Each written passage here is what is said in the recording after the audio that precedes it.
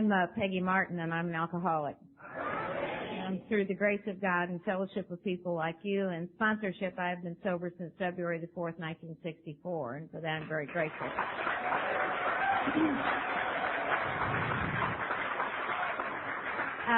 I'd like to thank the committee for inviting me here. Mary Pearl and I were laughing when the readers get up and leave. You know, I suffer from alcoholism and not alcoholism. So when they get up and leave, it's like, oh my God, what did I say? You know, didn't I take a shower this morning or something? And being the Al-Anon that she is, Mary Pearl says rats from the sinking ship.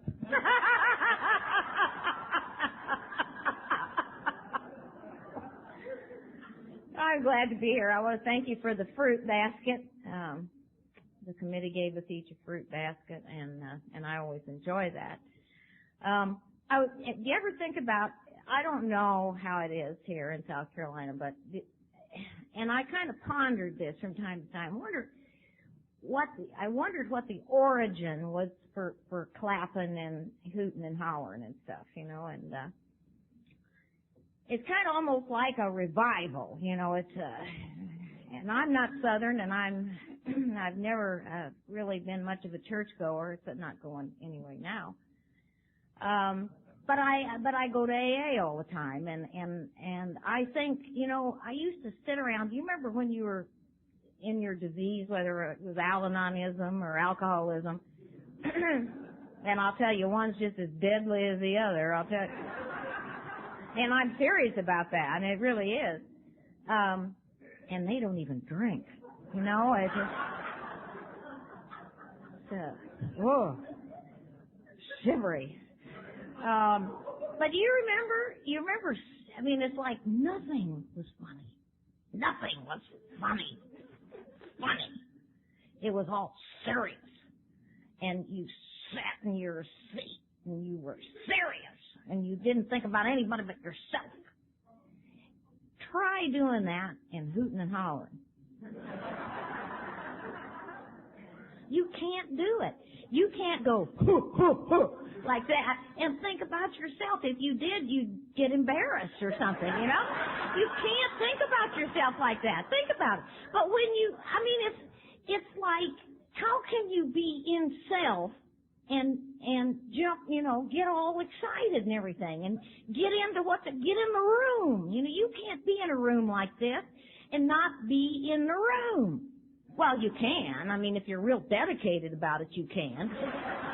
But you can't help but be infected by this enthusiasm. And so I thought, well, what is a revival?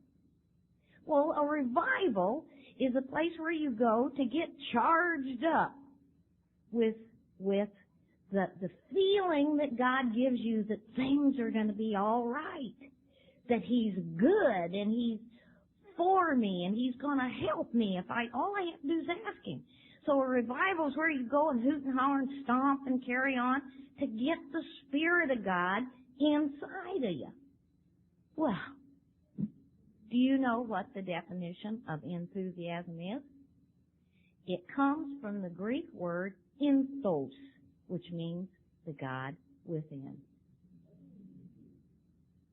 So, when that really spiritual person who sits at the front of the meeting and looks like the advertisement for a hush puppy ad criticizes you for hooting and hollering, just say, it's the God within coming out.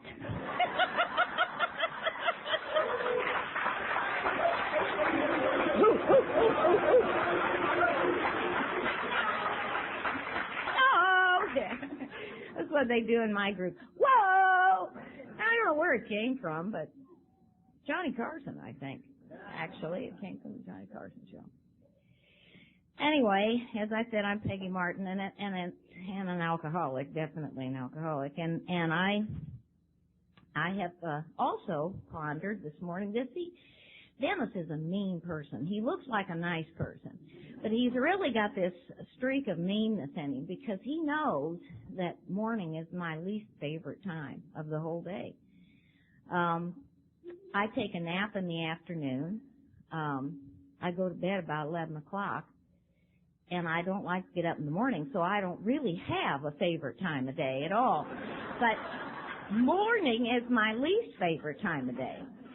And so because I have no defenses in the morning. You know what I'm saying? It's like what you see is what you get. It's just kind of, it's before I get my stuff together. You know, I just kind of hang out all over. Nerves are like hanging out the ends of my fingers, and I don't care. You know, I just, whoa. And he came out to the Cornhusker, and in there they have. I've always done or have for a number of years done a marathon at the Cornhusker in the early morning, and I always end up crying. I mean, I'm so vulnerable and so touched by everything. It's before I draw my cloak around me and get on with the day, if you will. And so I guess he wanted to see me cry, see, and there's this meanness in him that just had to come out. So he put me here on Saturday morning. Also, the real alcoholics are here on Saturday morning and don't go out and tell those people who aren't here that they're not real alcoholics. But you know what I'm saying? It's like you got to be dedicated to be here at 10:30 on Saturday morning. But see, I've always been a counselor, or those experts in the field would say that I am a compulsive, obsessive person. The problem is, see, I'm just sort of a pig.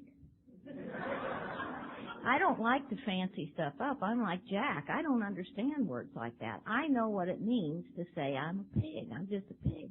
And what I want is I want it all. I want it all. And if I'm going to come to a convention, I want it all. I don't want to go to this meeting and not go to that meeting, or go to this one and not go to that one. I want it all. That's what I came here for. I came here to be an A&A. You know, I want to go to A&A. I know people who, for example, will come tonight, but they won't come any other time. I don't know what that is, but maybe it's BB. But it isn't AA. Not the way I go to AA. AA is like for me, it's a way of life, and it's a state of mind, and it's a fellowship, and it's a sponsor, and it's a home group, and it's meeting makers make it. And although going to a meeting and sitting in a meeting will not make you well, and it won't make you a member of AA and Al-Anon, sooner or later, if you continue to do that, this is the only brilliant thing I've done ever in my whole life, is just continue to show up. Sooner or later, something will penetrate this dangerous neighborhood. If I'm sitting and I am taking a stroll through this dangerous neighborhood up here, somebody somehow in a meeting is going to look at me or say something or catch my attention, which will divert me out of this dangerous neighborhood. Because it's weird in here sometimes. Now, I have been sober for 28 years, but it's still weird in here sometimes. And I take a risk when I tell you about this. Mary Pearl knows me well, and Hank and Linda know me, and my husband certainly does, and Jim knows me. And it's a risk that I take, by telling you this stuff that goes on in my mind. Because it's like maybe somebody saying, geez, I don't want what she has. After 28 years, she still thinks these weird thoughts. But you see, I'm sober. And I am a better Peggy Martin today than I've ever been. So, see, I had some pretty bad material to start with. And this is the best shot I've got. If I didn't believe in God, which I do, but if I didn't believe in God, this would be my best shot. Because then I wouldn't be going anywhere, would I? I mean, if I don't believe in God, or I don't believe in hereafter, I would never go anywhere after here. This is it. This is the best poker game in town. And I better make it everything that I want it to be. And so I know this.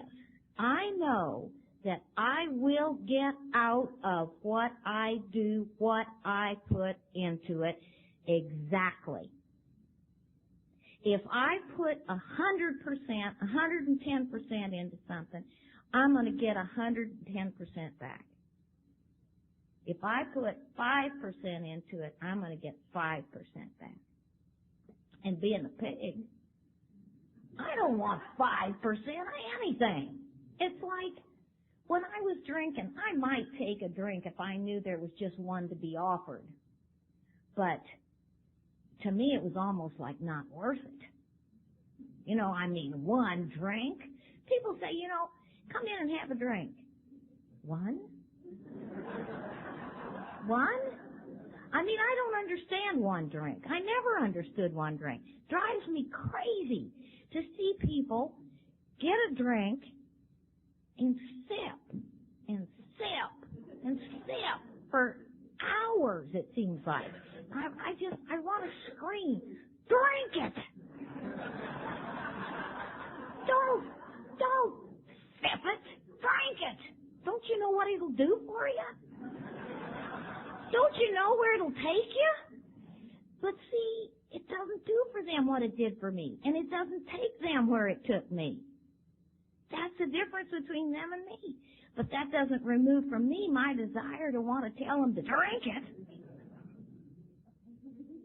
I am still like a human dichotomy. I'm like an oxymoron.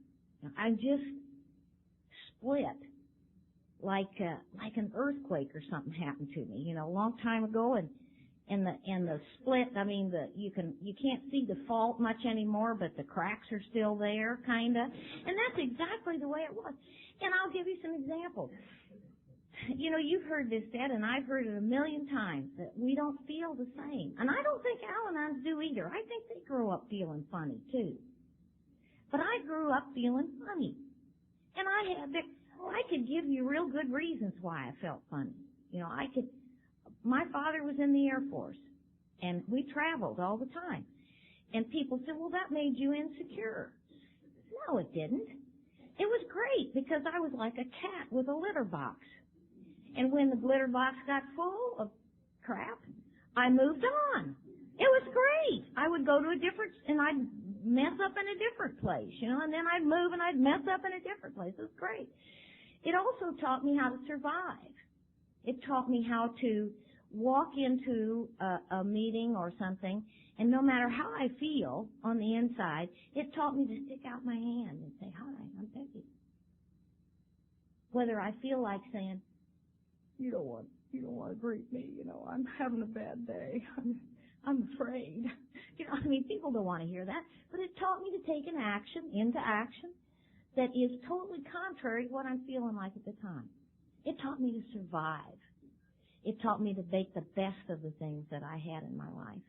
It taught me to maximize on things that I had. So that was one side.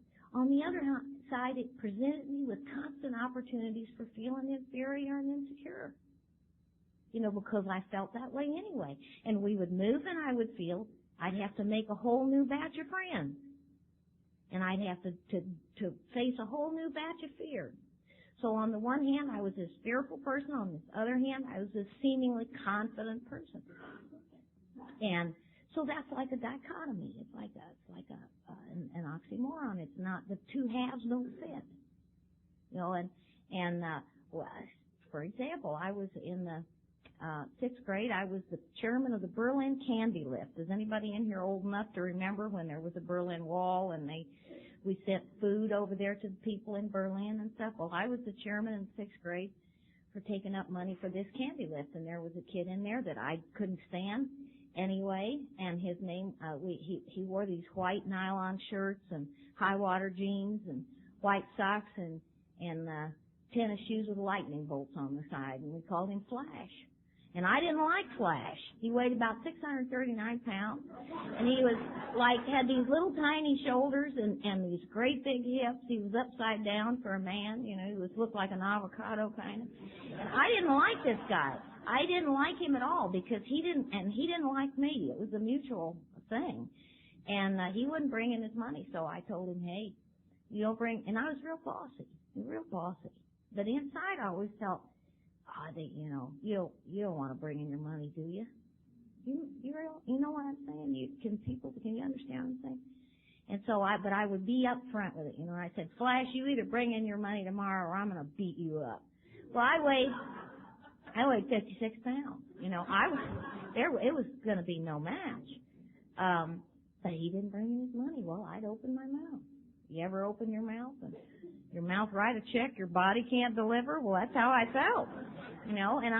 But I was also canny, and so after school, I waited behind my dad was stationed out Randolph Air Force Base in San Antonio. After school, I waited behind the bushes at Randolph Elementary, and when he passed by, I leapt out from those bushes with the biggest karate cry you've ever heard, landed on his back, and smashed my fist up into his nose, and I heard this crunch, and I felt blood go, and he fell to the ground sobbing, and I felt wonderful. Just the power that I felt with that, you know, that power. Didn't get his money, but I felt that power, and that in itself is an oxymoron. Now, I was a little bitty kid with a great big ego, a little bitty kid with an inferiority complex and this arrogance. And today, you got anybody in your group that's like a know-it-all? Maybe not in South Carolina, right? But do you know people in your group that are just like really sort of what I call the bleeding deacons of the group and stuff? And believe me, I've been a bleeding deacon. I have to remember that an excess of arrogance is a deficiency in self-esteem. And it's hard for, you know, what I want to do is go up and say, you arrogant SOB, don't you realize your self-esteem is low? You know, no, I don't want to do that. I want to punch him is what I want to do. But it's true, and I had to remember that with me, is that I had this, it was like this. On the one hand, I'm an artist, and I'm smart. You know, when I was in school, how many people in here, the teachers, they couldn't quite define you, so they give you these tests. How many people were tested, like in elementary school? Nobody? Well, yeah, there we go. Well, I was tested, you know, and they said she has a very high IQ. So on the one hand, I felt very smart, like I was an intellectual giant or something. And yet, on the other hand, I was just as equally convinced that I was stupid. And on the one hand, I felt, you know, very well rounded because I had did all these different things and I would participate in all these different activities. And on the other hand, I felt inadequate. And on the one hand, I thought that I was better than sliced bread. And on the other hand, I looked something like grits the day after. Do you know what I'm saying? It was like I couldn't seem to get this together. On the one hand, I was absolutely convinced that I was lower than whale poop on the ocean floor. And on the other, I was just as equally convinced that I was presidential material, which ain't saying much.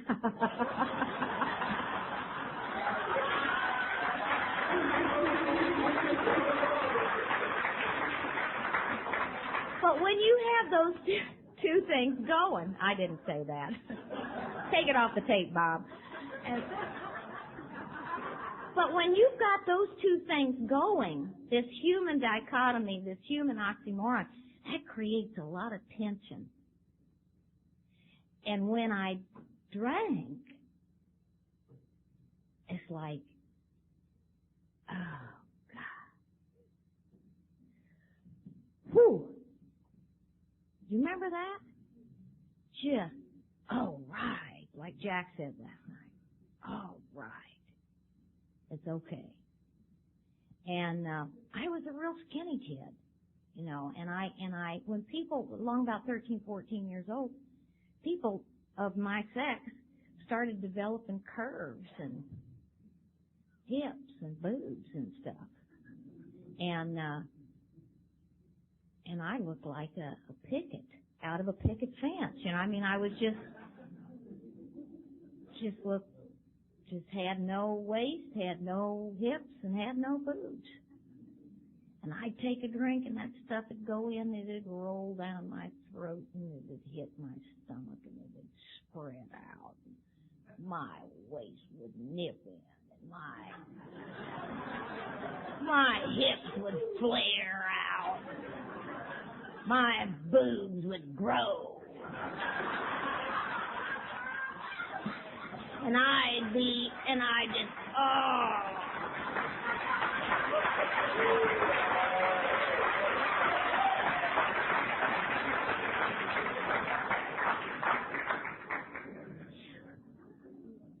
And I'd say, you doing anything, honey?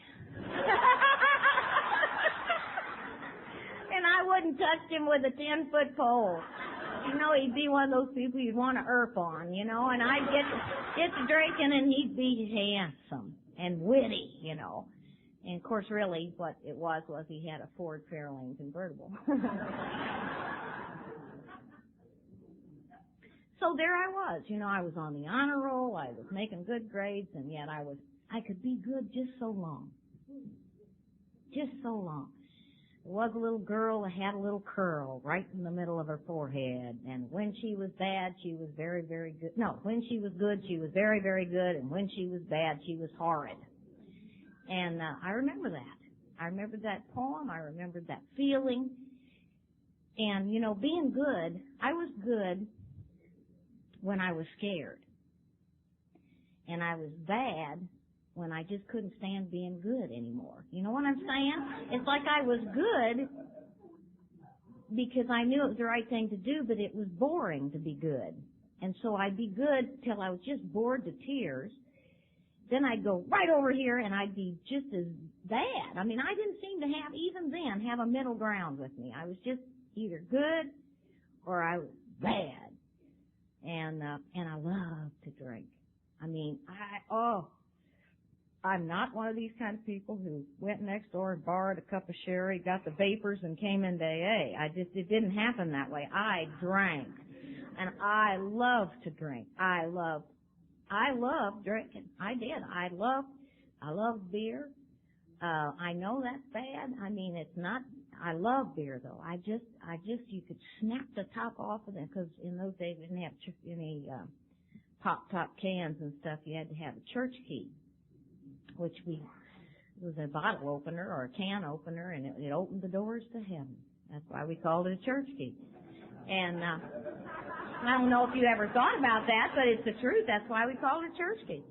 And I'd snap the top off that bottle, you know, and that whiff of beer come out, smelled first just a little bit like skunk.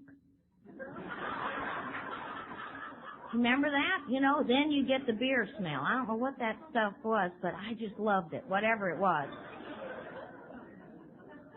And that stuff would go in me, and I'd change, and you'd change, and the world changed. And it was like magic, you know. It's like Tinkerbell came along and threw fairy dust on me or something, and I was all different, and I felt right with the world. I could fit in wherever I went, and I went a lot of places. I drank in Texas a lot. I used to drink Lone Star beer, which is not very good beer, but who cared? It was like 89 cents a six-pack or something. And, hey, you know, it was a long time ago. And, but I drank in Europe. I went to school over in Europe. I went to the University of Paris in France and became an interpreter. Went to the University of Geneva at interpreter school, and you know, but it was kind of like, and I've had a very exciting life. But when I was over there, it was like it's like I didn't go to Europe and go to school over there and have a drink once in a while. I was drinking and went to Europe. You understand what I'm saying? It's like, oh well, I just went to Europe and but I didn't live any differently there than I lived here drinking. I just drank. Except they insisted that I speak a different language when I was over there because they didn't understand Texan. They just didn't. And I could speak French better drinking than not. And the reason was because it removed all my inhibitions. I could just, I got into the usual scrapes and skirmishes and stuff, but it really started getting bad when I was in Geneva, and I drank way too much one night, and we were celebrating the anniversary of the university, and we marched on the American embassy. I wasn't aware of that. I didn't know what embassy it was. It didn't matter to me. In a way, I was kind of like President-elect Clinton. I didn't. I demonstrated, but who was there? I mean, I didn't know I was there. I have a friend who says that he wished he'd had exciting blackouts. That people were always talking about the exciting blackouts that they came out of, when they were drinking. And he always came out of a blackout in the dry cleaners. And the guy was looking at him saying, "You want boxed or hangers?" And he'd say to Murray, the dry cleaner, "Could you repeat that, Murray? I just got here." And that's the way I kind of felt too. Nothing really exciting happened in those blackouts that I know of, but maybe I led a very racy life and didn't know it. I don't know. But I did come, I remember ending up in Catholic Mass one time in Geneva because I felt so remorseful for my behavior from the night before and that kind of thing. But nothing really happened except something important happened. And what was happening to me was that a disintegration of the human spirit was going on. And I didn't know it. The disintegration of Peggy as I knew her was going on. And in a way, I really believe that that's what surrender is all about. Is an ingredient in surrender is a death of myself. It is that time in each of our lives, whether we're alcoholic or not, where we are so tired, we are so exhausted, we are so out of human resource that we cannot help but face the truth. The truth is there and it hits us in the face. And we either accept it as it is exactly and surrender, or we go on rationalizing and denying until the next time. And wouldn't it be nice if we could just surrender one time? Just once. But my life has been full of countless surrenders. Every day, something. Because God gave me a free will. That's what He gave me to differentiate you and me from all the birds and animals and everything, is that He gave us a free will. It also differentiates me from Him. Though often in my life I have thought that I was Him. You understand?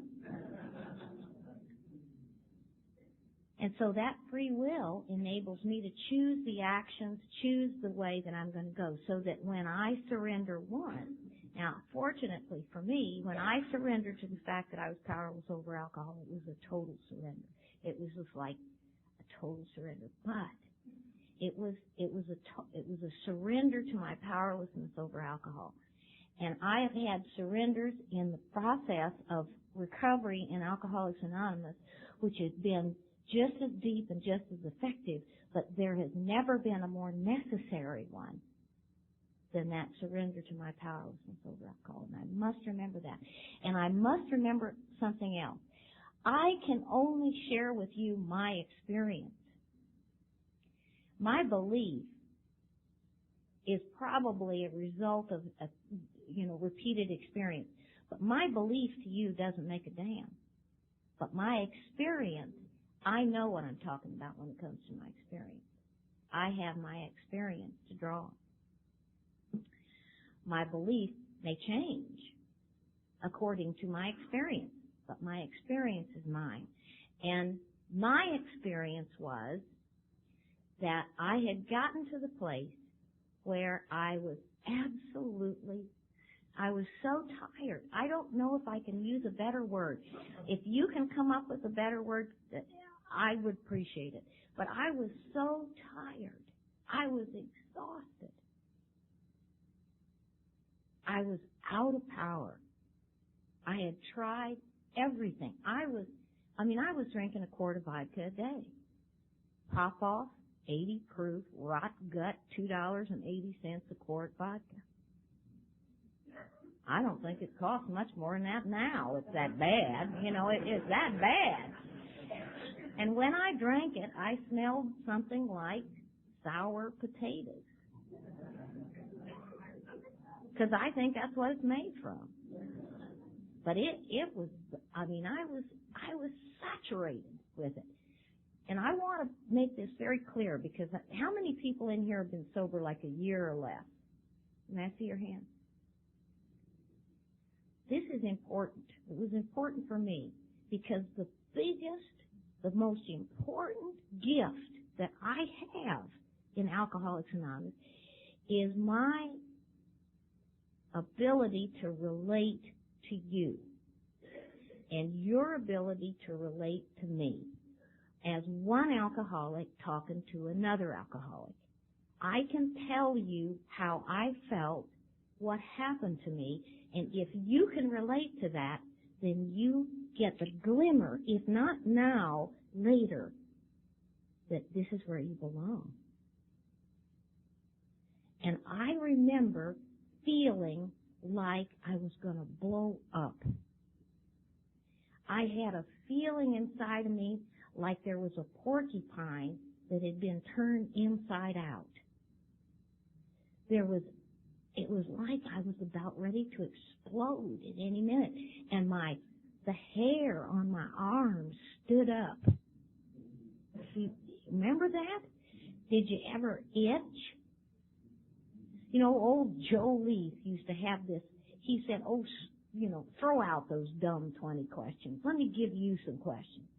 And he said the first question he would ask is, did you ever wake up and find out that you had sunburned the roof of your mouth?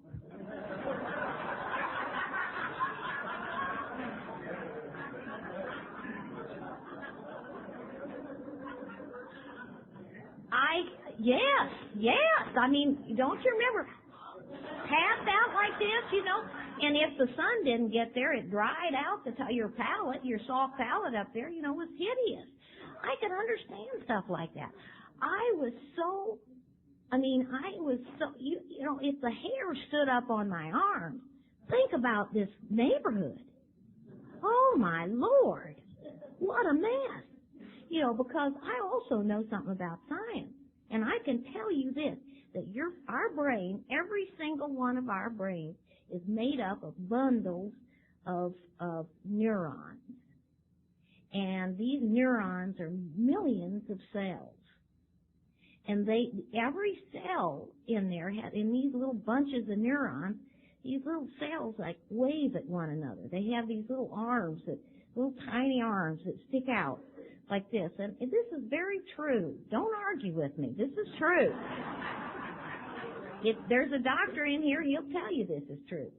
And these little tiny arms wave at each other like this, and they tickle one another.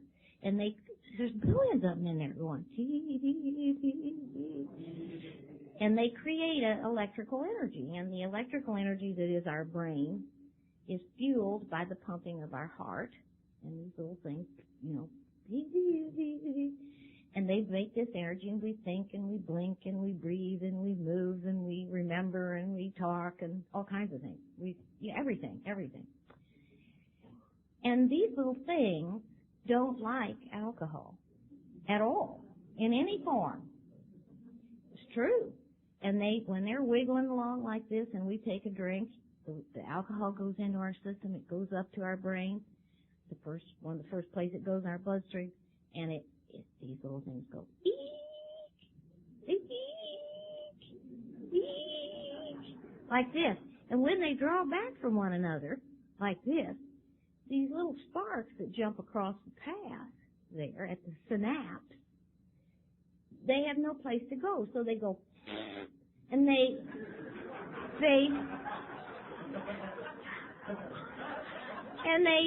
fry the ends of these things here. So you get fried, and they sizzle something like bacon, So you get short-circuited. And you do that enough, you can't feel your feet. You shuffle. Can't feel the ends of your fingers. Can't remember where you parked the car. You can't remember who your wife is. You can't answer a question. You can't answer a question like, "Do you have a job?" I don't know. You can't do any of those things because you've got brain damage. You're damaged. You're brain damaged. And the other thing it is it dries out these little sacs because alcohol's a desiccant, and it dries out these little sacs so that once fried, always fried. I mean, think how brilliant we could have been if we'd have just quit drinking years ago, If we could have harnessed all that brain power that we had that we fried off, we could drive them into conventions. But anyway, so here you are, see, with your fried set of brain. And another thing too is it makes you really nervous when you get these dry sacs up here in your head. I had a guy come up to me, I don't know, it's been several years ago, and I had told this thing about the synapses and the fried and the bacon and the whole business. And he said, he said, I was sitting in that audience and I heard you describe that and I thought it was so cute. And he said, just real cutesy and everything. But he said, I went back out and drank again and I was sitting at the bar and all I could hear was,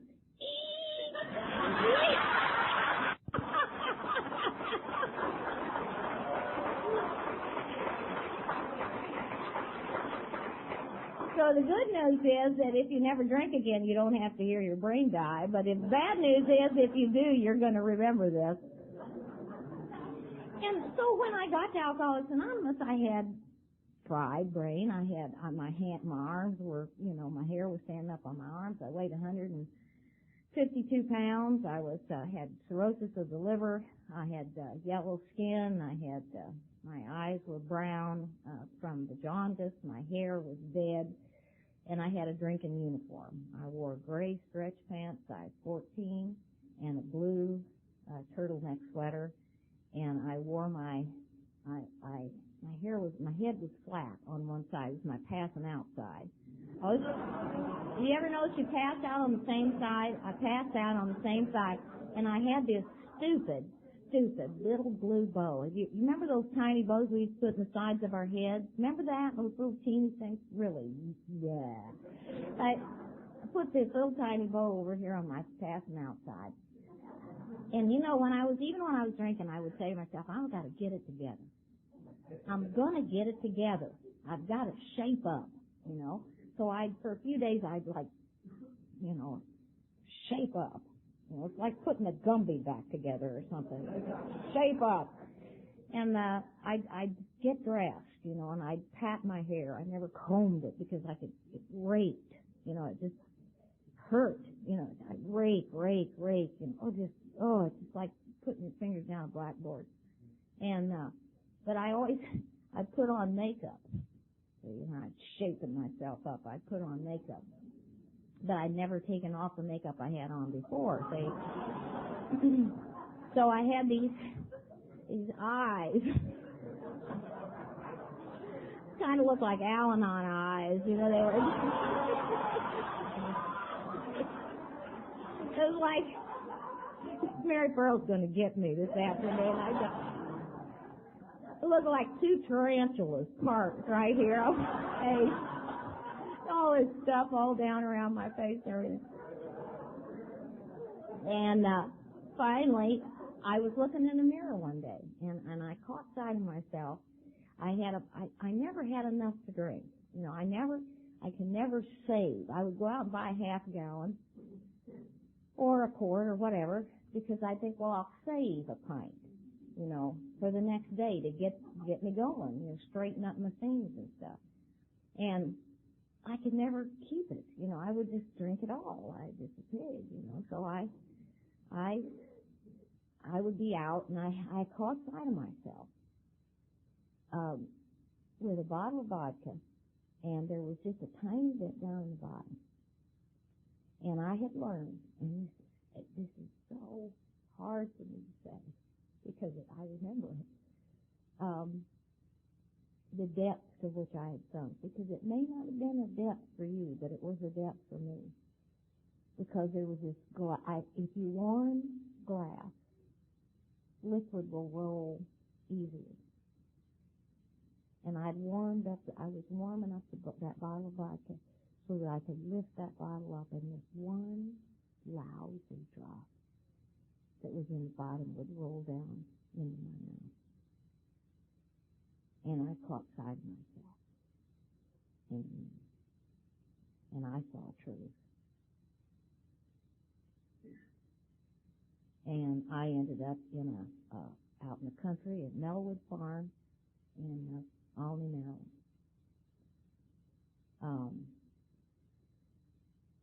And I haven't had a drink since. And this place was not a treatment center per se. This was a drying out place, really. They kept us out there for 28 days with $585. I know because my dad gave me the canceled check that he wrote to the place. $585. Damn cheap at the price. Because it was the start of not a second chance, a brand new chance. And it was at Bellevue Farm that I dried out. I dried out there, and they took me to meetings, and I met the first in a series of people who have become my heroes in Alcoholics Anonymous. And I'm sorry if you don't think that there should be heroes in Alcoholics Anonymous. My experience is that I have heroes in Alcoholics Anonymous. I have those people in my life who come from the most unexpected sources, at unexpected places, who help me to participate in my own recovery. And those people that are heroes to me may be AAs, and they may be my dad, who is a real human being. Let me tell you that he's one of my heroes. Because I knew one thing, and that was, he would let me have the dignity of my failure. But he would always love me. Now, I have been a person all my life, and I don't know why, I don't even care, who has been so afraid to let you love me, because loving is a risk, and it's a vulnerability that I was not willing to share. There was a guy, I always use this explanation, but it's the best one I know. There was a guy in Houston, a little boy named David, who was born without an immune system. And he was put, when he was born, this was long before they knew anything about AIDS or anything about autoimmune disorders, they put him in a sterile environment. He was called the boy in the bubble. Do you remember him? And he lived in this germ-free atmosphere. He lived in this sterile bubble where people fed him with gloves, and they passed school books into a tray, and they fed him through this tray, and anything he wanted, he was supplied in this bubble. The only thing was, he had no immune system, so he couldn't come out of the bubble. Well, when he was 16, he made a decision to come out of the bubble. And you know why? He was doing something. He had the courage to do something that I didn't have the courage to do for years. He wanted to feel the touch of another person's hand. I didn't have that kind of courage. He placed his life on the line. And of course he died. I don't have to die. I just have to, the part of me has to die that says, you got to run your own show. The part of me has to die that no longer has the power but thinks it does. The part of me has to die that is the character defect that will lead me to drinking. The part of me has to die that says, you don't have to go to so many meetings. Why do you still go to 4 meetings a week? Why do you still have to sponsor these people? Why can't somebody else say, that part of me has to die so that the other part of me can live? I'm like, at the time that I entered Alcoholics Anonymous, I was like, have you ever cut open a golf ball? Who's cut open a golf ball? I think they could do away with the MMTI. If we could just take a golf ball, if we could just go to a meeting of Alcoholics Anonymous and say, who's cut open a golf ball? Just say, just stay here. You're either an alcoholic or a very sick Al-Anon. Because I cut open that golf ball, and what's inside? Do you remember what was inside of it? First, there's miles and miles and miles and miles of this little rubber stuff, this narrow rubber band stuff. And then inside of my golf ball, there was this little hard ball. And of course, I knew something was inside there, so I couldn't get into it, so I took a hammer and smashed it. And inside of it was this black stuff. And I related to that golf ball. I was a person with this dimpled shell, insulated from God, isolated from people by miles and miles and miles of rubber band, so that you wouldn't see and he wouldn't know that inside of me was this black junk. And what my sponsor told me when I first got into Alcoholics Anonymous is, just come to meetings. Get involved in the fellowship. Take a job. Get a job. I mean, a real job. Welcome people, that kind of thing. And we'll worry about the black junk later. Okay, so that's exactly what happened to me.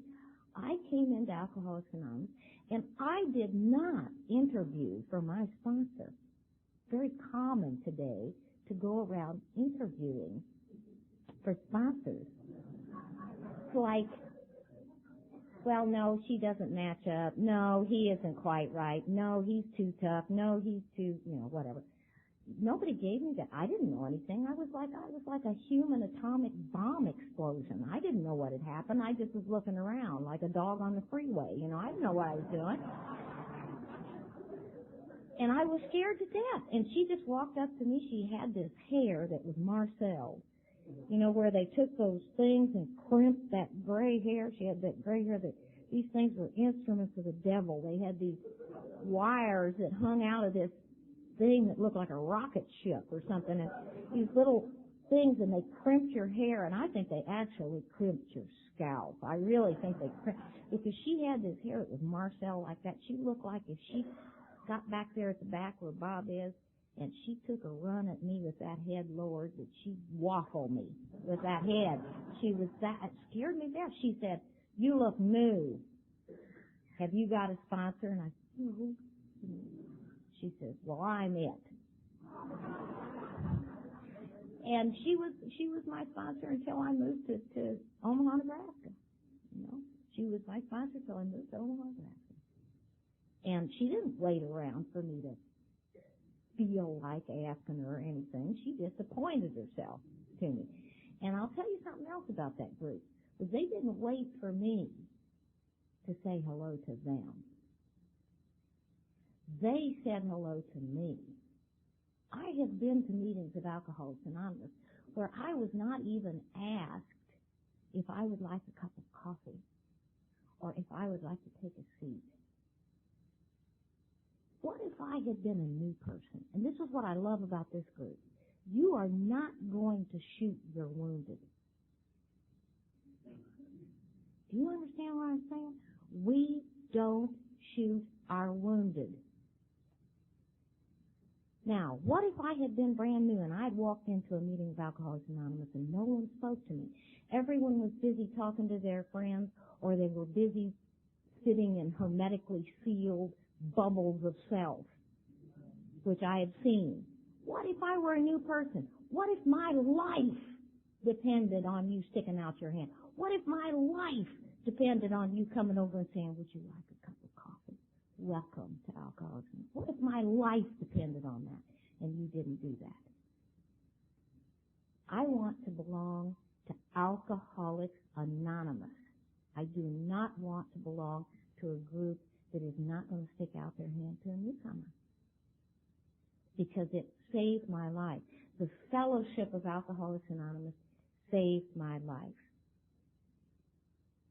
It placed me in a position, it welcomed me to the place where I wanted to be, where I needed to be, where I wouldn't have chosen to be if they had not welcomed me in.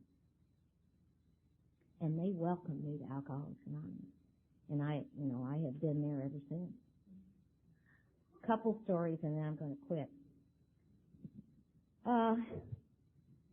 I have, my sponsor and I went through the steps of Alcoholics Anonymous, and I met and married Dick in the Fellowship of Alcoholics Anonymous. And one of the things that really attracted me to him was the fact that he made me laugh. And we only went together 2 months and got married, and I had to call my sponsor and he had to call his, and they had a fit, but we got married anyway.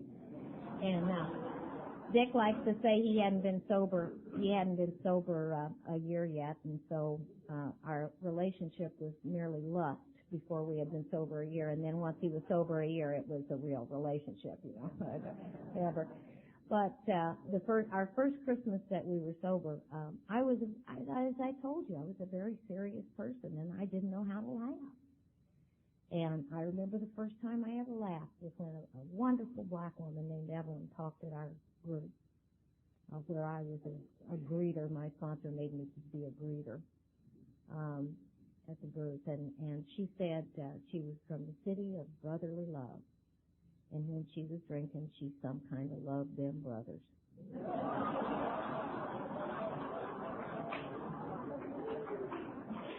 And I laughed. I did just what you did. And it was like I had an earthquake of the face. I mean, it was just like, it was just shattering to me. It was just hysterical. I couldn't believe it. But I couldn't believe I was laughing. And it was like when Dick, we decided we were going to give each other Christmas presents. And the first Christmas, we had $6 in the checking account, because, we don't come in, at least we didn't come in rich. We came in owing lots. And, but he came home from work that day and he said, I have a Christmas present for you. And I got mad because we had agreed not to. And then I thought, then I got guilty because I didn't give him anything, and, on it. So he goes in the bathroom, and a minute later he comes leaping out of the bathroom, stark naked, with a big red bow tied, you know where.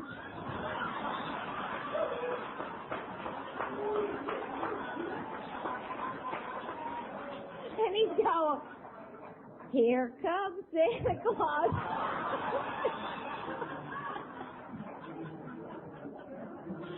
And I laughed, and it that laughter is God's music. Listen, that's the truth. Laughter is God's music. Because see, when I hear the music, it's like he gets this, it's like I've got this cosmic zipper. And see, I've still got this black junk in here. And every time I greet somebody at the door, every time I take an action, every time I wash a coffee cup, every time I help somebody else, every time I go to the Alcathon and volunteer, every time I come to one of these conferences and I hear the laughter, it's like God says, "You ready, hon?" And I laugh, and it's like, and he gets this big cosmic toothbrush, and he goes, and then as soon as I get back in self, back it goes again, back up the cosmic zipper goes, and I've still got some of that little black junk in there, but every time I take an action that's out of self, every time that I volunteer to do something, every time that I greet somebody at a meeting, every time that I listen to, you see these people wandering around the back, and they're kind of talking to themselves and they're pacing at the back of the meeting. You think those are new people, right? They're sponsors. Every time I listen to a whiner one more time, I can hear it. He's calling me up. So that in actual fact, he is in action. But I have to do my part. I am like that Christmas tree. It's beautiful with the lights on it and everything. But pull out the plug. It's not nearly as pretty, is it? When I'm plugged in to the power grid van, I'm shining. You can see it, can't you?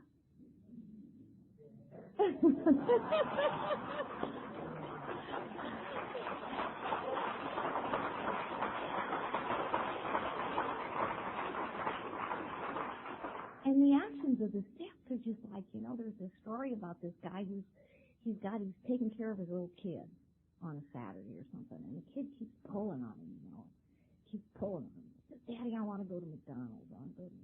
And the guy's busy. So he says, "I'll tell you what." He goes and he gets this map of the world out of a magazine or something. He cuts this map of the world up into pieces like a jigsaw puzzle.